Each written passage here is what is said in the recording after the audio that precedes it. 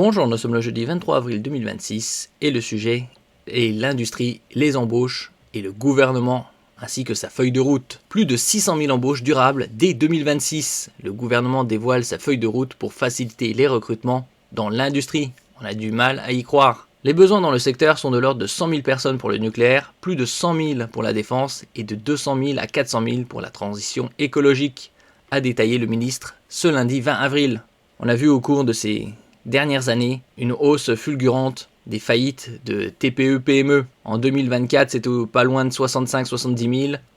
En 2025 également. En 2026, ça devrait dépasser les 70 000. Rebooster à court terme un secteur crucial, mais en perte de vitesse. C'est l'objectif que s'est donné le gouvernement en dévoilant ce lundi une feuille de route pour faciliter les recrutements dans l'industrie qui reste difficile à l'occasion d'un déplacement des ministres du Travail et de l'Industrie à Airbus Atlantique à Montoire de Bretagne, Loire-Atlantique. N'oubliez pas de vous abonner pour plus de news nationales, européennes et internationales sur ce monde dans lequel nous vivons.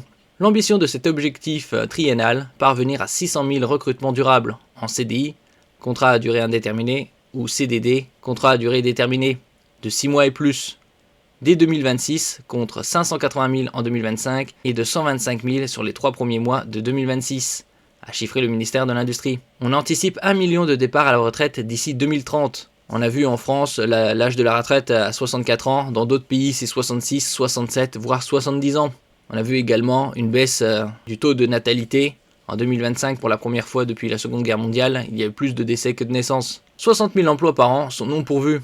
Les secteurs industriels rencontrent de forts besoins en main-d'œuvre, avec des difficultés parfois de trouver de la main-d'œuvre formée et partante pour répondre à leurs besoins, argumente cette même source. L'industrie est une grande source d'opportunités pour notre jeunesse et tous ceux qui cherchent activement un emploi. Avec ce plan, nous allons renforcer les politiques d'orientation, de formation et de recrutement tournées vers l'industrie, a de son côté déclaré le ministre du Travail, Jean-Pierre Farandou, selon des propos rapportés par son ministère.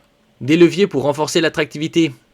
Les besoins de recrutement sont ainsi de l'ordre de 100 000 personnes pour le nucléaire, plus de 100 000 pour la défense et de 200 à 400 000 pour la transition écologique, au sens large, et de 150 000 dans l'agriculture, a détaillé le ministère. On a vu au cours des décennies une chute vertigineuse du nombre d'agriculteurs. Actuellement, ça doit être aux alentours de 400 000.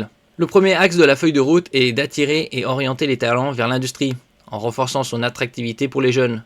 Le deuxième est de permettre une montée en puissance de la formation initiale et continue, avec une plus grande anticipation des besoins des industriels.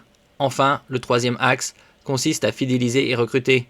France Travail a indiqué que son objectif était de capter 50% en plus d'offres d'emploi des entreprises industrielles. France Travail veut également doubler à 35 000 le nombre d'immersions réalisées par des candidats dans des entreprises industrielles pour pouvoir découvrir le secteur, découvrir des métiers selon l'opérateur. Première cible, les jeunes, les femmes, les seniors, qui sont des publics plus éloignés des métiers industriels. Les demandeurs d'emploi de longue durée ou les personnes en situation de handicap sont aussi des publics prioritaires, comme les personnes issues des quartiers prioritaires de la ville, ajoute France Travail. Nous verrons ce que ça donnera dans les mois à venir.